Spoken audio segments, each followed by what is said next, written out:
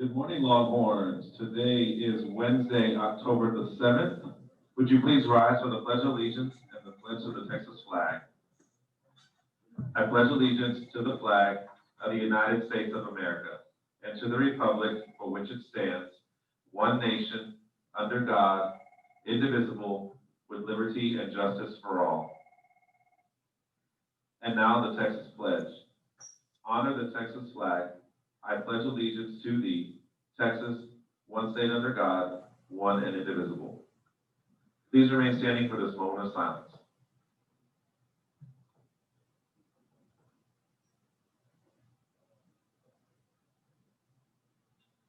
Teachers, please scan your first period for any student out of dress code and send them to their AP's office to change. Please make sure you're following all social distancing protocols, including staying to the right with traffic flow. Even classrooms release first and then odd classrooms 1 minute later. Your GRHS issued ID lanyard is now mandatory as soon as you enter the building at 7:55 to 3:40 daily. This must be worn visibly on the top half of your body. Also, please ensure you adhere to the MLD red-green signs posted in classrooms, restrooms, and hallways. Today we are pink out, so make sure, staff, that you are tweeting out at WeAreGR those pink out things. Have a wonderful Wednesday. Okay, so you don't have a quiz due tonight. You should have turned in a short response yesterday. But in order to do this while like on an official Zoom day, we're going to go ahead and cover chapter 8 today. But again, your quiz is not technically until tomorrow, so don't like. All right. I don't want anybody to freak out. So we're in sort of Jeffersonian democracy, and this is going to jump ahead, but this does begin, like conceptually, it begins during Jeffersonian democracy. And so while we're going to talk about like the next, like a 40-year period, basically, and that 40-year period takes us almost all the way to the Civil War, because it begins in sort of the Jeffersonian era. That's why we're going to cover it now. But we're looking predominantly today at sort of economic history. All right. So what we need to understand, hopefully we know, or we've realized, or we've learned, right, that the United States as a nation, right, upon its founding, it's an agrarian nation, right? We know what that term means? No? Agrarian means that the culture, the society is based upon agriculture, upon growing things, right? Like we're an agrarian society. In fact, the reality is it's really something called sustenance farming, right? So sustenance farming is the idea of you growing just enough, basically, to survive yourself, right? So you grow some wheat that you then mill down and make some bread with, and you grow some corn, and maybe you have like a small orchard with apple trees, right? You might grow a little bit of cotton, because cotton was very labor intensive, right? Just in order to be able to sort of like make your own clothes. But basically, we didn't have a commercial society, right? And that's really what we're looking at, is we're looking at sort of the early rises of commercialism in the United States, right? Where we have an economy based upon buying and selling rather than sort of like an old school barter system. You know what the barter system is? Trade, correct, right? So in a barter system, right, like you might grow a little bit more corn than what you need, and then in return, like you make some whiskey or some mash out of that extra corn, right? And then you would trade that off for something else that maybe you couldn't grow or that you couldn't get on your own, right? So when we look at the 18th century, which is the 1700s, right, we are sustenance farming. That's pretty much what we do, right? We grow a wide variety of things on our own land that we use ourselves, and we're wildly independent. By the time we get to the 19th century, we have many, many more families that are now engaged in sort of commercial agriculture. So now they're growing larger quantities of a single sort of crop, right? A single entity in order to take that to market and sell it, right? And the first thing that you need to understand is that this change can't happen without some significant changes in infrastructure, right? You don't know what that word means. Infrastructure. Sort of. Infrastructure is really like the governmental that's what I'm looking for. Just give you examples then. Roads, railroads, canals, telegraph, right? Telephone, internet, like infrastructure are all of those things that you sort of need in order for life to function, right? Like we as a society would break down if all of a sudden tomorrow there were no roads, right? Okay. And infrastructure is something that the government basically provides to you, right? It's something that it's not feasible for you to do on your own. All right. So we have a transportation revolution that sort of happens first. And once transportation becomes more prominent, once you can transport things quicker and more efficiently, that's going to lead to this commercial agricultural system. And because now if you are growing, let's say corn, like you couldn't grow like fields and fields and fields and fields of corn like we see in Nebraska and Kansas today, right? Because one, you would never be able to use that much corn, and two, before there's infrastructure, before there's roads, before there's railroads and ways for you to transport that corn to other markets to sell it, you couldn't have sold it all in your own little like town, right? It's just too much. And so that's sort of the concept here.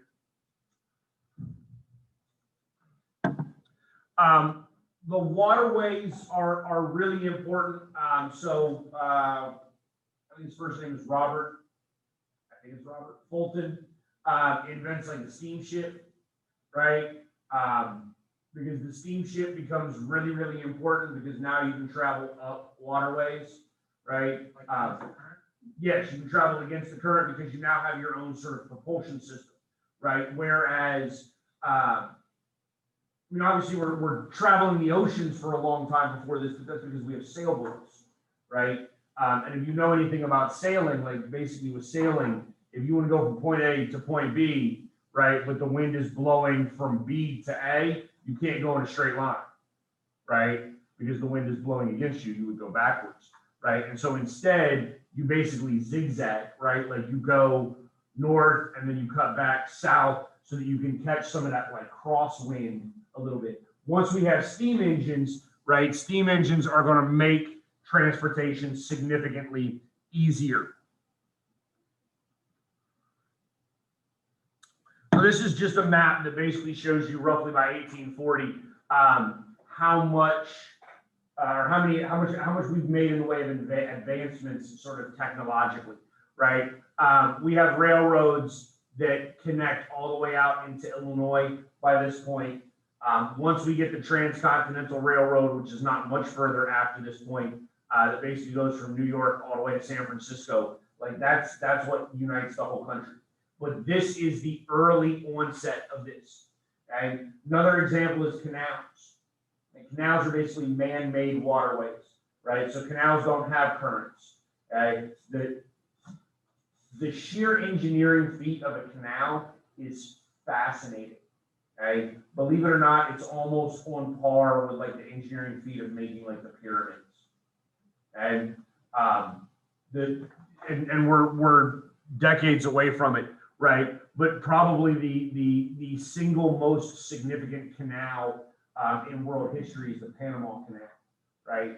And if you know anything about Panama, Panama is actually very mountainous, right? Even though it's only like this wide on a map, right? There's a significant mountain range that runs through that. Obviously, you can't just like dig straight through the mountain and take out all of that. So channels end up with locks when they have to go over mountains. And so basically the way a channel locks work is a boat pulls into like a stall, you flood that stall, the boat rises up to the next level, and then you pull it forward, right? And then when you want to go the other way, when you're trying to come down the mountain then, right? They just release water until the boat sinks and it's on level with the next lock. It's a really, really complex, like fascinating way. But what it does is it opens up all sorts of travel. The Erie Canal is really significant because New York is a major, major harbor on the East Coast. And New York has the Hudson River, which is a navigable river, meaning you can actually send boats up the Hudson. And we make the Erie Canal basically to connect the Hudson River, and it's up here, right? It connects the Hudson River with the Great Lakes. Okay, and now once you have done that, right, now you can go from New York to Chicago by boat, right? Not the easiest path because you've got to go through all the Great Lakes, but you can go from New York to Chicago by boat. All right. Railroads are obviously a little bit more efficient than canals because one, you don't have to dig out much or as much. They're faster, they're more efficient. Most canals are sort of dependent upon some sort of waterway. Like I said, like you're connecting the Hudson River with the Erie, Lake Erie, right? Railroads you can lay literally anywhere. And again, as technology increases, it increases our ability to continue moving further west, right? Because every bit of technological advancement connects our society a little bit better than before. As far as ocean transportation goes, we have new ships on the ocean as well that are significantly faster, that are significantly more efficient. And so ocean travel is expedited as well, which helps with the market revolution because again, now we can be engaged in a market economy with other nations as well that's far more efficient, right? This gives you an idea of railroads by the 1950s. Although I do want you to kind of note that like the Deep South and the North are not connected, right? And we'll get into all of this in a few weeks when we get into sort of the precursors to the Civil War and some of the conflicts, the ideological conflicts that were occurring at the time. But the railroads are sort of indicative of it, right? And you'll notice also in the North, there's far more railroads. The more railroads, the more like mercantilism, the more capitalism, the more commerce you can have because it connects things better. This will become one of the significant advantages that the North has in the Civil War, right? This is just 10 years later, okay? So this should give you an idea of sort of the significance of railroads and the amount of work and energy that's being put in the United States to the growth of infrastructure so that we can grow the country as well. Clipper ships, again, northern states are more capitalistic, commercial states, right? There was a significant amount of lumber up there, which is obviously being cut down to create these clipper ships and increase American international commerce. We have increases in communications technology as well. So obviously the railroads, because the railroads drastically speed up travel times, that's going to help the postal delivery system. We also have the telegraph system. So we begin to lay telegraph wires all over the United States in order to create technological or communicative lines between like outposts and the eastern seaboard where the predominant amount of our population lives, right? Government is obviously going to take a significant role in this, right? So like the laying of telephone lines for telegraphs and the laying of rail lines, right, for railroads. This is obviously something that government does, but there is some disagreement over the sort of role of government and how government should act. There's some pushback in southern states. They don't see the need for the advancements in the same way that northern states do. And then obviously American industries are going to get involved in all of this as well, right? Private companies begin, like once you have capitalism, private companies begin to influence governmental behaviors, right? And if you don't believe that, like the railroad industry is why we have like a standard clock. You don't know that? So prior to like railroads, right? Like the time in Cleveland, Ohio, it can be like 1:27, and then in Cincinnati, it might be 1:43. And like I'm not talking time zones. I'm talking about the fact that like cities in the same state didn't even have like the minute hand wasn't the same, right? Now, if you're a railroad and you're leaving Cincinnati and you're driving, you're chugging along to Cleveland, right? What time's the train gonna get in? When's it gonna arrive? I'm not asking you to do math, but like, are we talking Cleveland time or are we talking Cincinnati time? Okay. The very fact that we don't have sort of national standardization at that point is wildly problematic. We already talked about the steam engine a little bit and how it leads to technological innovation. We should also talk about some American innovation. So we have mass production that's beginning to occur at this time. So like that's the Bessemer process, which is the mass production of steel, because steel ultimately becomes the major building tool, right? And prior to the 19th century, the creation of steel is a long process, right? So you have to heat up like iron and iron ore and some other stuff, and like melt it down. And it's not an easy thing to do, right? The creation of steel takes a significant amount of labor. The Bessemer process speeds that up, and so we begin to have mass production, right? The very fact that we have mass production of steel, right, which are railroad ties, railroad lines, that's going to allow for the expansion of the rail industry. Okay, we also see an increase in productivity in factories. Right, we see more factories. We see technological advancements in agriculture, I'm trying to think of some of them. The Cotton Gin by Eli Whitney, and we also create the idea here in the 19th century of interchangeable parts. You know what that means?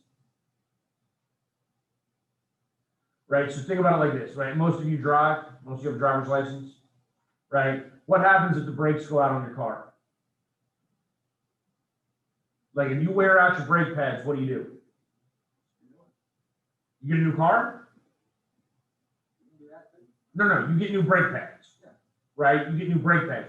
That's interchangeable parts, okay? Prior to the 19th century, that didn't work. Like if one little tiny part of your machine broke, you had to throw the whole machine out and buy a new one, okay? Now, obviously, not that I expect you know what brake pads cost?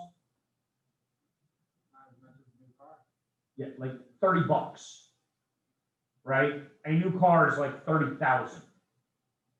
Okay, obviously it's far more efficient for you to buy new brake pads and change out your brake pads. And so there's the Cotton Gin. I just mentioned this. So the Cotton Gin is basically a machine. If you know anything about cotton, you know, like, wait, did we already talk about this? We did with the little bulb, and then you have a little seed in there. That's what this thing is really doing, right? Like you turn this little crank on the side, right? And these little like gears, for lack of a better term, like these little like blades, like basically it pulls the cotton through and it leaves the seed, it separates it, which is going to make cotton far more efficient. And then that in turn is going to increase sort of the exportation of cotton. And then that's also going to increase the need for slavery, specifically in the deep South, right? So by the time we get to the mid-19th century, like Alabama, Louisiana, Mississippi, even Texas, right? The massive amounts of cotton that are coming from this region require a massive number of slaves. Because while we can separate the seed from the cotton relatively easily, we're still having to pick all of those cotton bulbs by hand, right? Which is why you need that massive amount of labor. Okay, that creates a little bit of a boom in sort of what we call today the deep South, right? But like the old Southwest.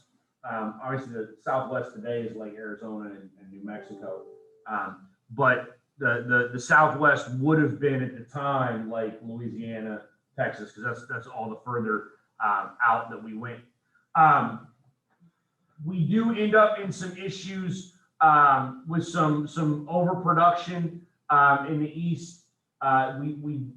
We begin to learn around this time about things like crop rotation. And how like different crops put different nutrients back into the soil, how significant all of that becomes.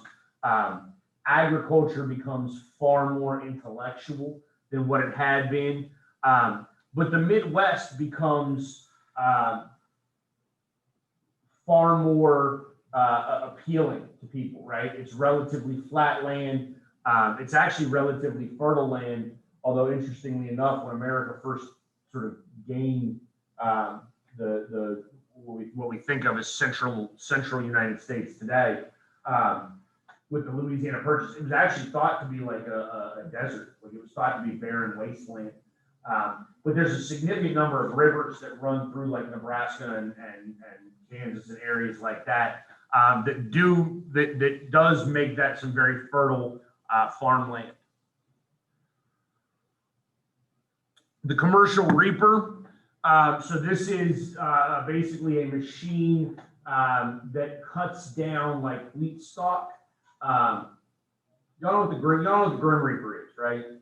Like cartoon, like black hooded figure with the yeah. So that sickle, right? That's a reaper. Like that's the old like reaper. Like literally, people will be out there just swinging that down along the ground level, cutting down stalks of wheat or corn or whatever. The commercial reaper, again, takes away some of that labor-intensive aspect of agriculture, and as less labor is needed for agriculture, the more the more profitable agriculture becomes, right? Like if you ever run your own business, you will learn that labor costs are one of the highest costs that you will have in a business. It's why like current American businesses send all of their like factories over to like Vietnam and Thailand and China, where you can pay a 12-year-old child like 50 cents a day and give him one bathroom break on a 12-hour shift, and he's thrilled. Okay. Population density. Okay, so this is going to be compared, right? So we go through and look at it. Like here's the United States in 1820, and then here's the United States by 1860 as we're on the dawn of the Civil War, right? So we sort of have the continental United States by 1860, although obviously not all the states are there. But what I really want you to pay attention to is sort of the massive expansion of population in the United States around this time. There's a significant amount of immigration that's coming in, but also just general like open areas in the West, and the ability to expand westward allows for all sorts of opportunities. Some of these darker purple areas, obviously you recognize that we have some really significant heavy population along the eastern seaboard in what is New England today. But if you look at sort of western Pennsylvania, like that's Pittsburgh, which is the steel capital of the United States by this point, right? That's basically where all steel is being produced. That's why the Pittsburgh Steelers or the football team there. That is a reference to the history of them. And the Industrial Revolution, this is really like early Industrial Revolution. We're not really going to talk about the Industrial Revolution in depth until we get to next semester, because the real sort of the detailed aspects of the Industrial Revolution doesn't really happen until after the Civil War.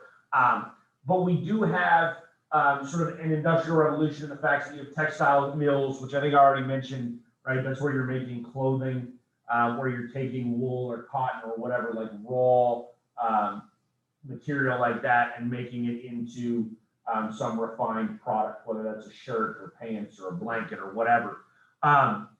Textile mills originally, if you go back and like you ever like were sort of look at rural America, most textile mills were originally set up along rivers because they would basically have like the little hydroelectric wheel, right? So the river runs through and it moves this wheel and that generates electricity.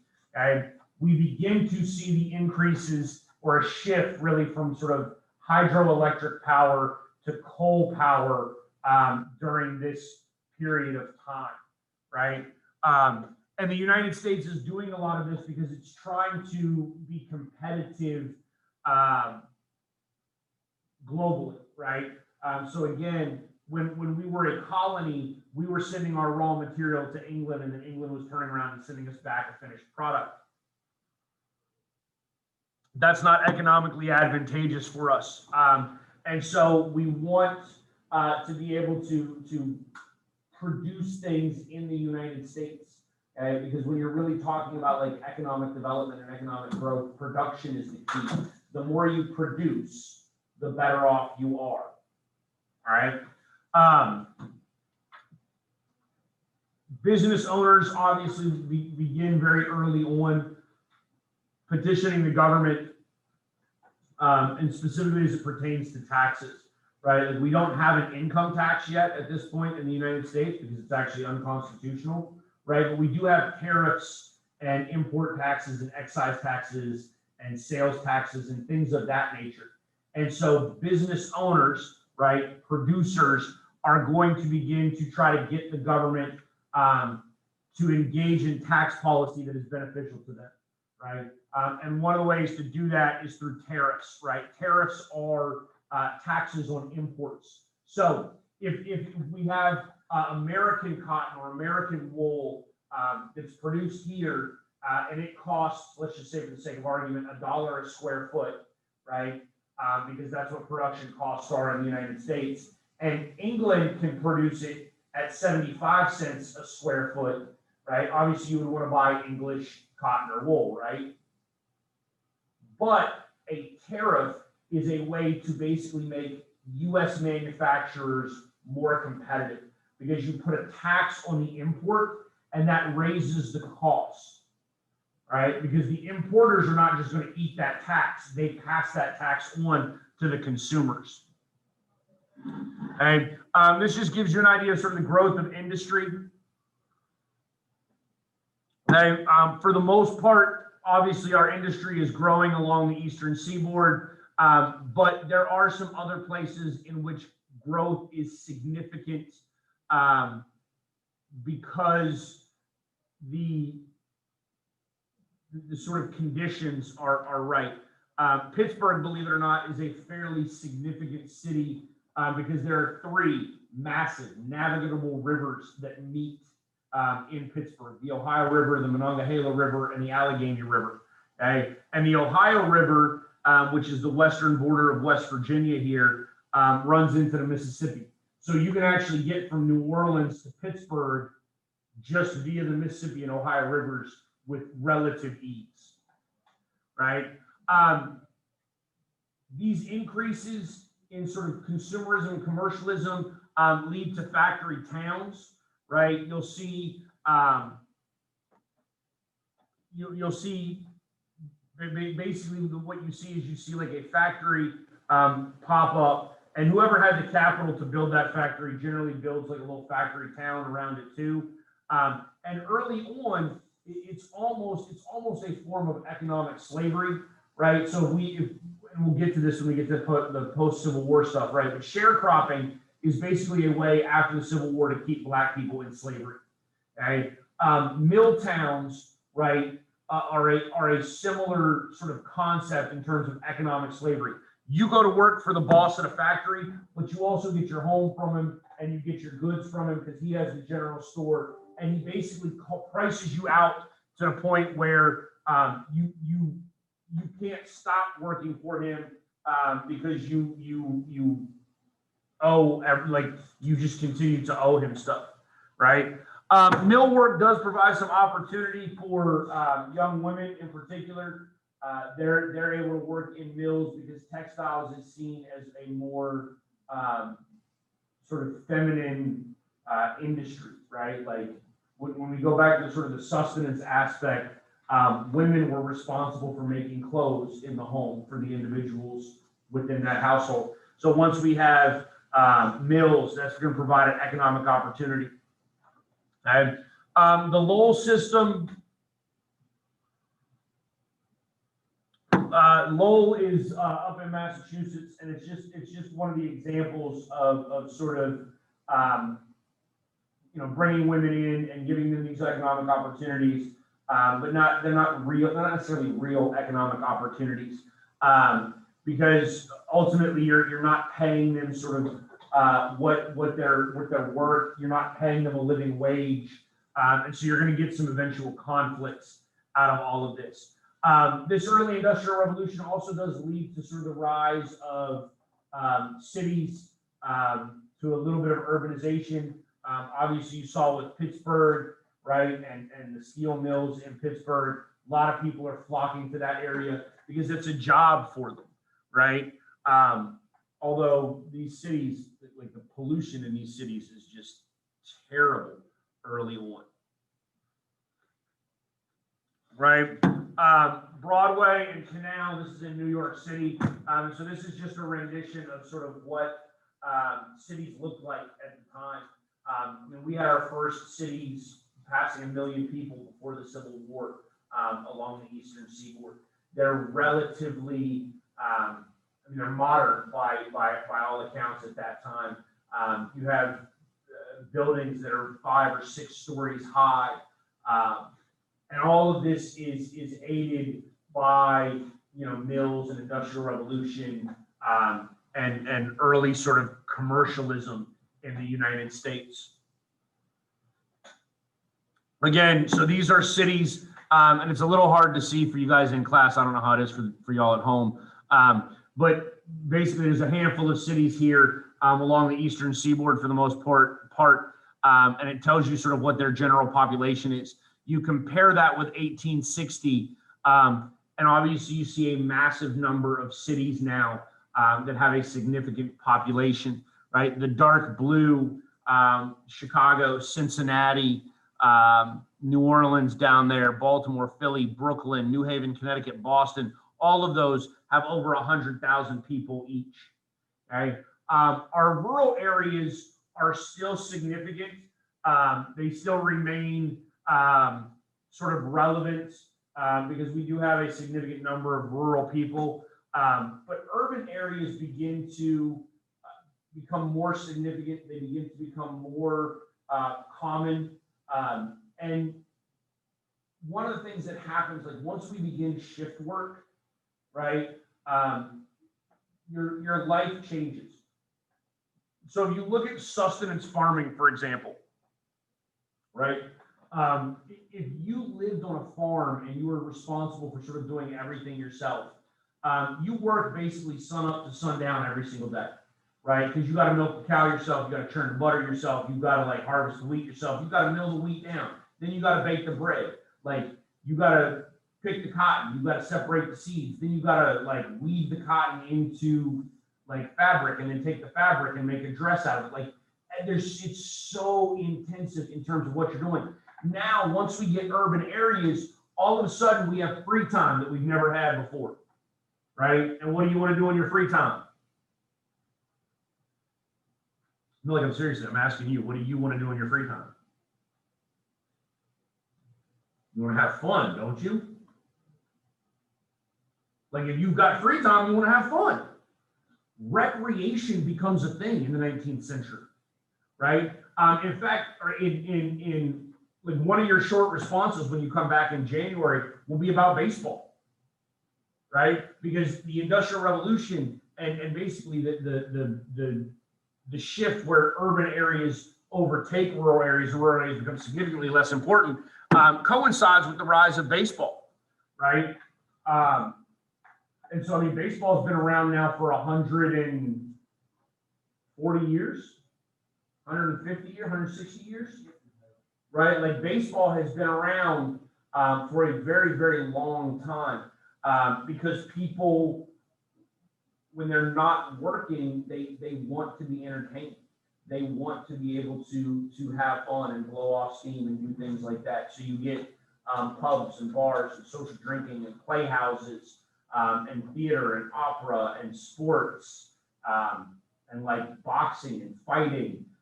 All of these things are things that arise out of the sort of free time that is the inevitable result of shift work, right? Of industrialization. This is just a depiction of like bare knuckles boxing. Like this is literally what people did for fun.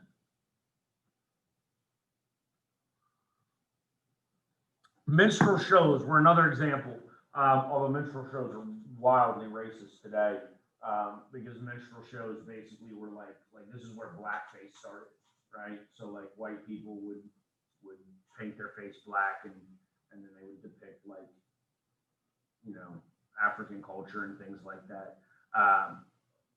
But these are again sort of ways of killing time, shows that you want to watch. Right, we talked about immigration. We see significant increases in immigration, especially right before the Civil War. A lot of the immigrants at this time are coming from Ireland. There's the Irish potato famine at the time, and then a lot of them are coming from Germany because Germany is a little volatile in the mid-19th century because you still have a whole bunch of like Germanic states. So again, just said this, right? The Irish are coming due to the Irish potato famine. For the most part, they're going to crowd into cities. They work very low skilled, like low labor sort of jobs for very, very low wages. There's significant backlash against Irish immigrants. The Irish are discriminated against a fair amount in the United States at the time, in part because of their Catholicism, right? The Catholics are not well received in the United States early on. And we can get into sort of the politics behind that. But the basic idea here is that Americans are always a little afraid that Catholics are going to listen to the Pope instead of listening to like the American government, right? German immigration, these are a little bit more skilled people. And German immigrants, so the Irish settle into cities and they live in tenement houses and they basically just pack each other on top of each other. The Germans are the ones that actually move further west. So you see some significant German immigration into like Western Pennsylvania, the Ohio River Valley area, like West Virginia, Ohio, Kentucky, Tennessee, all of that. Most of them are actually Protestant, right? And so Germans are sometimes welcome, although there's going to be some issues with Germans, especially Germans that move really far west during the Civil War, right? This is just a depiction of basically a bar, for lack of a better term. Like this is what people want to do with their free time. Some other immigration, we do still have some British immigration. We have Scandinavian immigration, again, moving into the farmland, Scandinavians, Norwegians, Swedes, a lot of them tend to stay up more around the Great Lakes, Minnesota, Wisconsin area. They're used to colder climates, so they know what grows well in that with shorter growing seasons. We do have Chinese immigrants that become really significant, and they'll become really, really significant with the transcontinental railroad. We do have, and this is just true of American history, every time there are massive increases in immigration in American history, there's always a backlash, right? There's always an increase of nativism. And so nativists are people that are basically anti-immigrant, right? They're people that are that feel that it's important for Americans to be Americans and whatnot. And so they target immigrants, and then again, they target Catholics. And this is part of the reason why the Irish get it so bad, because they like Irish immigrants are really, really bad. We have, again, once we have sort of labor and day labor and shift labor and all of that stuff, we do have unions that are going to organize out of them because of the sort of really, really terrible conditions that exist in factories. And one of the early sort of tools of unions is collective bargaining in order to try to like increase some opportunities for the workers. You also get trade associations that begin at this time, which are people that are in specific industries. This becomes a political issue very, very early on, and it will remain a political issue all the way up until the early 20th century. We basically decide that I mean, law says that you can create a union, like forming it is not illegal in and of itself. But obviously, like business owners wanted to outlaw unions because unions provide opportunity, right? We do have a rise in some other professions as well, or what we consider like professional jobs, right? So teaching, because once people begin going to work during the day, and once we have laborers rather than sustenance farming, now children need somewhere to go while their parents work. So we have free education, and that education is to provide you with sort of basic training, like reading, writing, arithmetic, and then how to be like a laborer yourself. You do see some increases in more skilled professions, right? So there's some scientific increases in medicine. Law becomes a more prominent career. You begin to get early sort of professional organizations for these as well. And then obviously we talked about women being able to get out of the house and work some, but women are also going to find some specific avenues for inclusion, right? Nurses and teachers become predominantly female professions, and women also sort of have a monopoly on morality in the 19th century in the United States, right? So like women are the moral ones because men go out and drink and do terrible things, and women are the ones that are trying to like make men better. Somehow that just becomes their job. So there you go. That takes us to the end of chapter 8. Your quiz is due tomorrow. Any questions? What's up? Oh, you're stretching.